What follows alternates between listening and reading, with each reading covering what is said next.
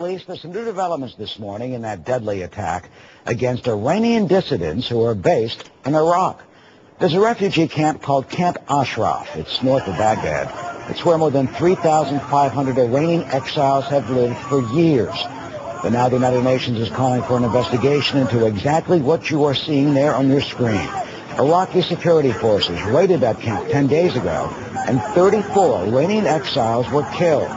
The attack sparking concerns that the Iraqi government could be doing Iran's bidding, but the U.S. has been standing by and letting it happen.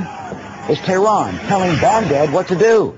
John Bolton is the former United States ambassador to the United Nations, a Fox News contributor who joined. We talked about this. You talked about this last week. It seems like the massacre that the world knows nothing about. Mass killings, and the world is quiet. What happened? Well, you know, the government of Iraq has successfully kept foreign journalists away from Camp Ashraf. They're doing a better job of suppressing freedom of the press than the government of Muammar Gaddafi at this point. That's one reason why details are scarce.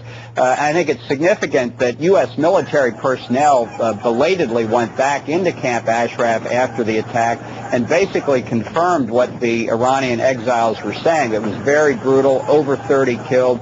Dozens more badly injured, and it's one reason why the UN, of all places, has called for an open investigation to find out what actually happened. Is this why we've given so much sacrifice for a free Iraq to have this happen? Well, this is very troubling, not just because of the idea of sending the military in against people who have been determined by the United States government to be protected persons under the Fourth Geneva Convention, but to have the government effectively doing Iran's bidding. That's really the only explanation here. These people in Camp Ashraf aren't a threat to anybody in Iraq or in Iran, but obviously they're a burr under the saddle of the mullahs in Tehran. So do you think that Prime Minister Nouri al-Maliki and the rest of the Iraqi government are doing what they're being told by the mullahs in Tehran? Well, that's certainly the logic of the situation. If it's not the case, they need to speak up, and Prime Minister al-Maliki needs to explain that he is prepared to carry out the agreement that the newly sovereign government of Iraq signed with our military authorities in Iraq as part of our withdrawal, that they would afford these refugees at Camp Ashraf the same protection that they had gotten from the U.S. military in the years after the overthrow of Saddam Hussein. Now, the State Department's calling for an investigation. Do you think the administration has done enough?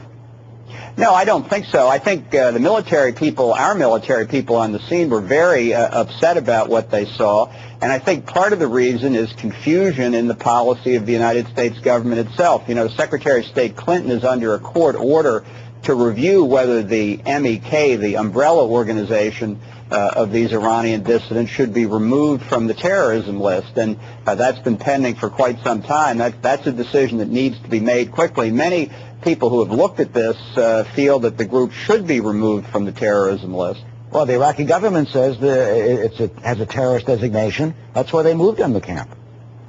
Well, that's contrary to what the U.S. military did. You know, 3 former chairmen of our Joint Chiefs of Staff, Hugh Shelton, Dick Myers, and Peter Pace, have all called for the terrorist designation to be lifted.